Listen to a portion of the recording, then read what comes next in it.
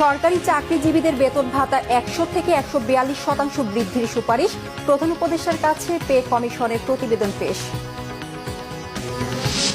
সিলেটে তারেক রহমান, হযরত শাহজালাল ও হযরত শাহ পরানের মাজার জিয়ারত আনুষ্ঠানিক প্রচারণা শুরু বৃহস্পতিবার থেকে। সংসদ নির্বাচনে প্রতীক বরাদ্দ সম্পন্ন, আচরণ বিধি মেনে চলার আহ্বান রিটার্নিং কর্মকর্তার, পরিবেশে উদ্বেগ প্রার্থীদের। আহতদের দেখতে হাসপাতালে জামায়াত আমির বললেন, দেশের মানুষ এখন অনেক সচেতন, মব করে জনগণের মত প্রভাবিত করার দিন শেষ। দেখছিলেন ক্রাউন সিমেন্ট সংবাদ শিরোনাম। সরকারি চাকরিজীবীদের বেতন ভাতা ১০০ থেকে ১৪২% বৃদ্ধির সুপারিশ করেছে বেতন কমিশন। সর্বনিম্ন অর্থাৎ ২০তম ধাপে মূল বেতন ২০,০০০ টাকা আর সর্বোচ্চ অর্থাৎ প্রথম ধাপে নির্ধারিত ১,৬০,০০০ টাকার সুপারিশ করা হয়েছে। সাবেক অর্থ সচিব জাকির আহমেদ খানের নেতৃত্বাধীন ২৩ সদস্যের পে স্কেল কমিশন প্রধান উপদেষ্টার ড মোহাম্মদ ইউনূসের কাছে কমিশনের প্রতিবেদন জমা দেয়।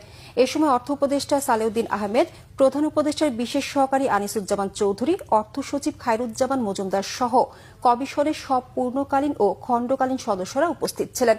সুপারিশ পর্যালোচনা করে সরকার পরে প্রজ্ঞাপন জারি করবে। কমিশন প্রধান জাকির আহমেদ খান জানান, প্রস্তাবগুলো বাস্তবায়ন করতে হলে ১,০৬,০০০ কোটি টাকার প্রয়োজন হবে। বর্তমানে ১৪ লাখ সরকারি কর্মচারী এবং ৯ লাখ পেনশনভোগীর জন্য সরকারের ব্যয় হচ্ছে ১,৩১,০০০ কোটি টাকা।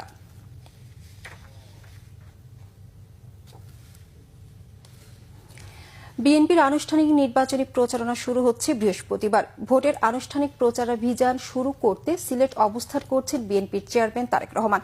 সাথে রয়েছেন তার সহধর্মিণী জুবাইদা রহমান ও দলের মহাসচিব মির্জা ফখরুল ইসলাম আলমগীর। বুধবার রাত ৮টায় বাংলাদেশ বিমানের একটি ফ্লাইটে সিলেট এফএজি উসমানী বিমানবন্দরে পৌঁছেন তিনি। বিমানবন্দরে জেলা বিএনপির সভাপতি কাইয়ুম চৌধুরী, মহানগর ভারপ্রাপ্ত সভাপতি রেজাউল হাসান কায়েস সহ নেতারা বিএনপি চেয়ারম্যানকে স্বাগত জানান। পরে সেখান থেকে সড়ক পথে সরাসরি হযরত শাহজালাল রাদিয়াল্লাহু আনহু মাজারে যান। জিয়ারতের পর সেখান থেকে খাদিমনগরে হযরত শাহ পরানের মাজার জিয়ারত করেন। দুই আউলিয়ার মাজার শেষে সিলেটের দক্ষিণ সুরমা উপজেলার সিলাম ইউনিয়নের বিরাইমপুর গ্রামে শ্বশুর প্রয়াত মাহবুব আলী খানের বাড়িতে যান। বৃহস্পতিবার সিলেট আলিয়া মাদ্রাসা ময়দানে প্রথম নির্বাচনী জনসভায় ভাষণ দেবেন বিএনপির চেয়ারম্যান তারেক রহমান।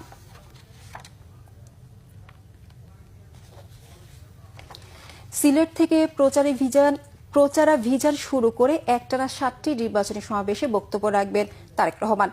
গুলশানে বিএনপির কার্যালয়ে সংবাদ সম্মেলনে দলের মুখপাত্র মাহাদি আমিন এ তথ্য জানিয়েছেন। তিনি জানান, বৃহস্পতিবার সকালে সিলেট আলিয়া মাদ্রাসা মাঠে নির্বাচনী সমাবেশে যোগ দেবেন। এরপর তারেক রহমান মৌলভীবাজারের সদর উপজেলার শেরপুরের আইনপুর খেলা মাঠে, হবিগঞ্জের শায়েস্তাগঞ্জ উপজেলার প্রস্তাবিত উপজেলা মাঠে, ব্রাহ্মণবাড়িয়ার সরাইল উপজেলার কুট্টাপাড়া খেলার মাঠে, কিশোরগঞ্জ জেলার ভৈরব স্টেডিয়াম, নরসিংদীর পৌর এলাকার সংলগ্ন এলাকায়, নারায়ণগঞ্জ জেলার ২৫০০ উপজেলার রূপগঞ্জের গাউসিয়ায় সমাবেশে বক্তব্য রাখবেন। বৃহস্পতিবার গভীর রাতে গুলশানের বাসায় ফিরবেন বিএনপি চেয়ারম্যান। ১২ ফেব্রুয়ারি নির্বাচন বাংলাদেশের জন্য অত্যন্ত গুরুত্বপূর্ণ। মাইলস্টোনে বিমান দুর্ঘটনায় আহত নিহত পরিবারের পাশে থাকার আশ্বাস বিএনপি চেয়ারম্যানের। জানালেন, আহতদের উন্নত চিকিৎসায় অন্তর্বর্তী সরকারের সাথে যোগাযোগ করবেন তিনি। নির্বাচন পরবর্তী সময়ে বিএনপি ক্ষমতায় এলে ক্ষতিগ্রস্তদের দাবি দাওয়া পূরণে কাজ করার অঙ্গীকারও করেন তারেক রহমান। এছাড়া গণমাধ্যম কর্মীদের সাথে সাক্ষাতে তিনি গণমাধ্যমের স্বাধীনতা রক্ষায় সর্বাত্মক সহায়তার আশ্বাস দিয়েছেন। নাবিল জাহাঙ্গীরের রিপোর্ট। স্বদেশ প্রত্যাবর্তনের পর থেকে নিয়মিত গুলশানে অফিস করছেন বিএনপির চেয়ারম্যান তারেক রহমান। বুধবার সকাল থেকেই কার্যালয়ের সামনে ব্যানার ফেস্টুন হাতে তার সাথে সাক্ষাতের প্রত্যাশায় মাইলস্টোন বিমান দুর্ঘটনায় আহত ও নিহতদের স্বজনরা। দুপুর ১২টার পর কার্যালয়ে আসেন বিএনপির চেয়ারম্যান। গাড়ি থেকে নেমে সরাসরি কথা বলতে চলে যান অপেক্ষমান মাইলস্টোন দুর্ঘটনায় ক্ষতিগ্রস্ত পরিবারের সাথে। এ সময় মনোযোগ দিয়ে তাদের দাবি দেওয়া শুনেন এবং ক্ষতিগ্রস্তদের পাশে থাকার আশ্বাস দেন তারেক রহমান।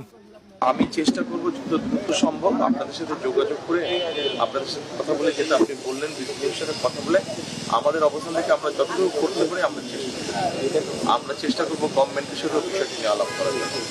আর নির্বাচনের পরে যদি আল্লাহ রহমত হয় আমরা আমাদের করে চেষ্টা করব।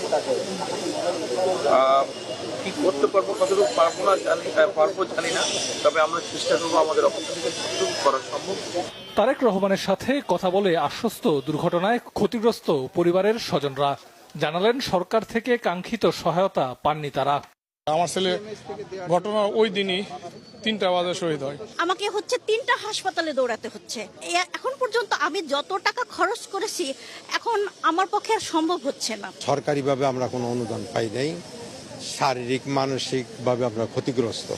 বিভিন্ন আত্মীয় স্বজনের থেকে দানাফেনা করে, বিভিন্ন সমিতির থেকে দানাফেনা করে ছেলে তো বাসে লেখাপড়া করাইছি। বহু টাকা আমরা ঋণ হয়েছি, 5-7 লাখ টাকা ঋণ হয়েছি। পরে দুপুরে ঢাকা রিপোর্টার্স ইউনিটির নবনির্বাচিত কমিটির সদস্যরা সাক্ষাৎ করেন তারেক রহমানের সাথে। দীর্ঘ সময় উনি এ কথাই বলেছেন, দেশ এবং মানুষের কথা, মানুষ কিভাবে ভালো থাকবে এবং দেশ কিভাবে ভালো থাকবে। দায়িত্বশীল সরকার, একটি জবাবদিহিমূলক রাষ্ট্র সরকার গঠনের জন্য একটা দায়িত্বশীল স্বাধীন গণমত অত্যন্ত জরুরি। এর পক্ষে বিএনপি আগেও কথা বলেছে, এখনো এর পক্ষে আছে। এ সময় গণমাধ্যম বিরোধী আইন পরিবর্তনের আশ্বাস দেন তারেক রহমান। নাবিল জাহাঙ্গীর, বাংলা ভিশন, ঢাকা। প্রতীক বরাদ্দ হল ত্রয়োদশ জাতীয় সংসদ নির্বাচনের। ঢাকার বিভাগীয় কমিশনার কার্যালয়ে ঢাকা মহানগরীর 13টি আসনের প্রার্থীদের প্রতীক বরাদ্দ দেওয়া হয়। বৃহস্পতিবার থেকে শুরু হবে আনুষ্ঠানিক প্রচারণা। প্রার্থীদের নির্বাচনী আচরণবিধি মেনে প্রচারণা চালানোর আহ্বান জানিয়েছেন রিটার্নিং কর্মকর্তা ও ঢাকা বিভাগীয় কমিশনার শরফ উদ্দিন চৌধুরী। আরও জানাচ্ছেন সৈকত সাদিক। ঢাকা 17 আসনে ধানের শীষের পক্ষে নির্বাচনে অংশ নিচ্ছেন বিএনপির চেয়ারম্যান তারেক রহমান। বুধবার রাজধানীর সেগুনবাগিচায় ঢাকার বিভাগীয় কমিশনার ও রিটার্নিং কর্মকর্তা শরফ উদ্দিন আহমেদ চৌধুরীর হাত থেকে প্রতীক বুঝে নেন বিএনপির শীর্ষ নেতার প্রতিনিধি যুবদল নেতা মনিরুল ইসলাম। বিএনপি মনোনীত ধানের শীষ প্রতীকের প্রার্থী বিএনপি চেয়ারপারসন জনাব তারেক রহমানের পক্ষে আজকে ধানের শীষের প্রতীক গ্রহণ করার জন্য এসেছি। সকাল 9টায় শুরু হওয়া প্রতীক বরাদ্দ কার্যক্রমে প্রথমে ঢাকা 4 আসনের বিএনপি, জামায়াত ইসলামী আন্দোলন সহ 8 প্রার্থীকে প্রতীক দেয়া হয়। এরপর পর্যায়ক্রমে ঢাকার আসনগুলোর প্রার্থীদের প্রতীক দেয়া হয়। ঢাকা 6 আসনের বিএনপি মনোনীত প্রার্থী ইশরাক হোসেনের পক্ষে তার ভাই মাসুর হোসেন ধানের শীষের প্রতীক বুঝে নেন। মাঠ পর্যায়ে আপনারা যদি খবর নিয়ে দেখেন, নিরপেক্ষভাবে ইঞ্জিনিয়ার ইশরাক হোসেনের কোনো বিকল্প আমি দেখি না। ঢাকা 6 আসনে সে অত্যন্ত জনপ্রিয় একজন ব্যক্তি, সে সমাজ কল্যাণের কাজ করে গিয়েছেন। এলাকার মানুষের সাথে সব সময় আমাদের একটা গভীর সম্পর্ক ছিল এবং দীর্ঘ আন্দোলন সংগ্রাম করতে গিয়ে আমাদের এলাকার জনপদ থেকে বারবার অ্যারেস্ট হয়েছে এবং এলাকার মানুষ পাশে দাঁড়িয়েছে। এলাকার মানুষের কাছে স্বতঃস্ফূর্ত ভালোবাসা, সমর্থন পাচ্ছি। লেভেল প্লেইং ফিল্ড আছে এবং এটাকে আরো জোরালো করবার জন্য নির্বাচন কমিশন এবং অন্তর্বর্তীকালীন সরকারের দায়িত্ব রয়েছে। প্রতীক নিতে আসেন এনসিপির প্রার্থী নাসির উদ্দিন পাটোয়ারি। এনসিপির আহ্বায়ক নাহিদ ইসলামের পক্ষে তার প্রতিনিধি শাপলাকুলি প্রতীক নেন। এনসিপি ও জামায়াতের প্রার্থীরা নির্বাচনের লেভেল প্লেইং ফিল্ড নিয়ে প্রশ্ন তোলেন। জনাব তারেক রহমান গতকাল সেখানে গিয়ে বলেছেন, প্রতিশ্রুতি দিয়েছেন যে ফ্ল্যাট নির্মাণ করে দিবেন। এটা নির্বাচনী যে আইন রয়েছে এবং নির্বাচনী যে বিধান রয়েছে সেটা সরাসরি লঙ্ঘন। আমরা দেখতে পাচ্ছি জনাব নাহিদ ইসলামকে শোকজ দেওয়া হয়, কিন্তু তারেক রহমান গতকাল যখন সরাসরি এই ধরনের প্রতিশ্রুতি দিয়ে বেড়াচ্ছেন, আমরা মনে করি নির্বাচন কমিশন এখানে নিশ্চুপ থেকেছেন এবং প্রশাসন একদিকে হেলে যাচ্ছেন। যেভাবে ভূমিকা পালন করা দরকার সেটা আমরা দেখছি না। যেমন অবৈধ অস্ত্র উদ্ধার, পেশি শক্তির যারা আছে তাদেরকে আইনের আওতায় নিয়ে আসা, লেভেল প্লেইং ফিল্ড সেটা নিশ্চিত করা। স্বতন্ত্র প্রার্থী ডাক্তার তাসনিম যারা ফুটবল প্রতীক পেয়েছেন। বিএনপির সমর্থিত প্রার্থী সানজিদা ইসলাম তুলি কমরেড সাইফুল হকও রিটার্নিং কর্মকর্তার হাত থেকে প্রতীক নেন। একটা অবাধ, নিরপেক্ষ, বিশ্বাসযোগ্য, প্রতিদ্বন্দ্বিতাপূর্ণ পরিবেশে আগামী 12 ফেব্রুয়ারি দেশের 12,76,00,000 উপরে ভোটারেরা তাদের ভোটের অধিকার তারা প্রয়োগ করবেন। আমার ঢাকা 14 আসনে এখনো পর্যন্ত সুন্দর প্রতিযোগিতা চলছে। আমরা এখন কিন্তু রাজনৈতিক প্রেক্ষাপটে মাঠে প্রতিহিংসার বাইরে যে রাজনীতি, সেই রাজনীতির চর্চাই করে যাচ্ছি। আমি নির্বাচনে ফুটবল মার্কাতে প্রতিদ্বন্দ্বিতা করছি আগামী জাতীয় সংসদ নির্বাচনে। আগামীকাল থেকে নির্বাচনী প্রচারণার ক্যাম্পেইন আমরা শুরু করব। প্রতীক নিতে আসা প্রার্থীদের আচরণবিধি মেনে চলার নির্দেশ দেন রিটার্নিং কর্মকর্তা। বেশিরভাগ প্রার্থী যেটা কনসার্ন ফিল করেছেন, তারা আইন শৃঙ্খলা পরিস্থিতিটা যাতে স্বাভাবিক থাকে, তারা যাতে নির্ভয়ে নির্বিঘ্নে তাদের প্রচারণা চালাতে পারে, সেটি তারা আমাদের দৃষ্টি আকর্ষণ করেছেন। আমরা তাদেরকে আশ্বস্ত করেছি। এদিকে জামায়াতের আমির ডাক্তার শফিকুর রহমান সহ ঢাকা 13 ও ঢাকা 15 আসনের প্রার্থী ও তাদের পক্ষে প্রতিনিধিরা নির্বাচন কমিশনের ইটিআই ভবন থেকে প্রতীক নিয়েছেন। আইনের প্রতি শ্রদ্ধা রেখে প্রার্থীদের প্রচারণা চালানোর পরামর্শ দিয়েছেন রিটার্নিং কর্মকর্তা। সৈকত সাদিক, বাংলা ভিশন, ঢাকা। এদিকে সারা দেশে প্রতীক বরাদ্দ দেওয়া হলো আসন্ন জাতীয় সংসদ নির্বাচনে প্রার্থীদের। বৃহস্পতিবার থেকে শুরু হবে আনুষ্ঠানিক নির্বাচনী প্রচারণা। বিস্তারিত ডেস্ক রিপোর্টে। চট্টগ্রামে 16টি সংসদীয় আসনে চূড়ান্তভাবে মনোনীত 111 জন প্রার্থীকে সকাল থেকে 3 রিটার্নিং অফিসার, চট্টগ্রামের বিভাগীয় কমিশনার ডক্টর মোহাম্মদ জিয়াউদ্দিন, জেলা প্রশাসক মোহাম্মদ জাহিদুল ইসলাম মিয়া এবং চট্টগ্রামের আঞ্চলিক নির্বাচন কর্মকর্তা মোহাম্মদ বেলায়েত হোসেন চৌধুরী তাদের কার্যালয়ে প্রতীক বরাদ্দ দেন। বগুড়া 6 সদর আসন থেকে প্রথমবারের মতো নির্বাচন করছেন বিএনপি চেয়ারম্যান তারেক রহমান। বগুড়া জেলা প্রশাসকের কার্যালয়ে জেলা রিটার্নিং কর্মকর্তা তৌফিক রহমান জেলার 7টি সংসদীয় আসনের মোট 34 প্রার্থীর মধ্যে প্রতীক বরাদ্দ দেন। তারেক রহমানের পক্ষে প্রতীক গ্রহণ করেন জেলা বিএনপির সভাপতি রেজাউল করিম বাদশা। আর নিজ দলের প্রতীক নিয়ে বগুড়া 2 থেকে নির্বাচন করছেন নাগরিক ঐক্যের সভাপতি মাহমুদুর রহমান মান্না। রাজশাহীর 6টি আসনের 29 জন বৈধ প্রার্থীর মধ্যে প্রতীক বরাদ্দ দেওয়া হয়।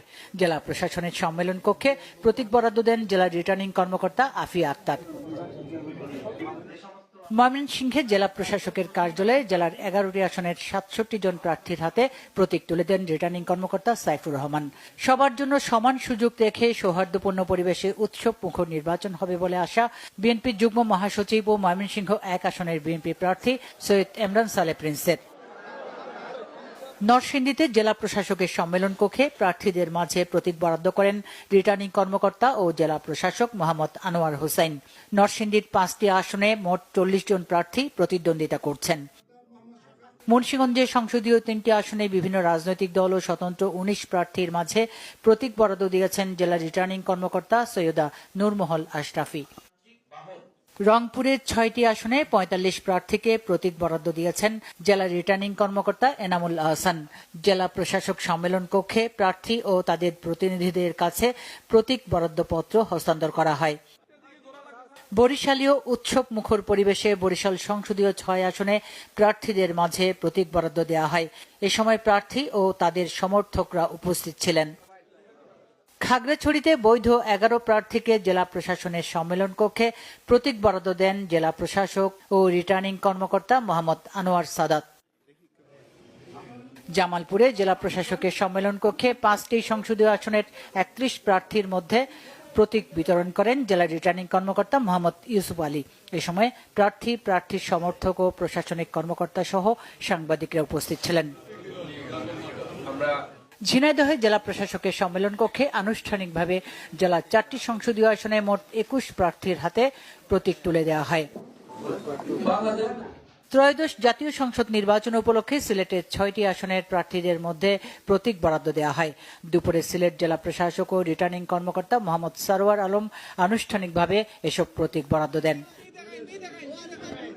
চাঁপাইনবাবগঞ্জের 3টি সংসদীয় আসনে 16 প্রার্থীর প্রতীক ঘোষণা করেন জেলা প্রশাসক ও রিটার্নিং কর্মকর্তা মোহাম্মদ সাদাত হোসেন মাসুদ। জেলা প্রশাসকের কার্যালয়ে প্রার্থী ও তাদের কর্মী সমর্থকদের উপস্থিতিতে তিনি প্রতীক তুলে দেন। এদিকে ব্রাহ্মণবাড়িয়ার 6টি সংসদীয় আসনের 48 প্রার্থীর মাঝে প্রতীক বরাদ্দ দেওয়া হয়। ব্রাহ্মণবাড়িয়া 2 আসনের আলোচিত স্বতন্ত্র প্রার্থী ব্যারিস্টার রুমিন ফারহানাকে তার কাঙ্ক্ষিত হাঁস প্রতীক দেওয়া হয়। Bangla vision news desk. কোন রাজনৈতিক দলের শীর্ষ নেতাদের বক্তব্যে নির্বাচনের লেভেল প্লেইং ফিল্ড নষ্ট হচ্ছে বলে অভিযোগ করেছে বাংলাদেশ খেলাফত মজলিস। এটিকে আচরণবিধি লঙ্ঘন উল্লেখ করে নির্বাচন কমিশনে আনুষ্ঠানিক অভিযোগও দেওয়া হয়েছে বলে জানিয়েছেন দলটির সিনিয়র নায়েবে আমির মাওলানা ইউসুফ আশরাফ। বুধবার বিকেলে প্রধান নির্বাচন কমিশনারের সঙ্গে সাক্ষাৎ শেষে সাংবাদিকদের তিনি এ তথ্য জানান। মাওলানা ইউসুফ আশরাফ জানান, আসন্ন নির্বাচন কিভাবে সুষ্ঠু, নিরপেক্ষ ও লেভেল প্লেইং ফিল্ড নিশ্চিত করা যায় সে বিষয়ে নির্বাচন কমিশনের সঙ্গে আলোচনা হয়েছে এবং একাধিক অভিযোগ তুলে ধরা হয়েছে। আলাপ হয়েছে ভোট কেন্দ্রের নিরাপত্তা নিশ্চিত করা, কারচুপি বা কেন্দ্র দখল রোধের বিষয়েও।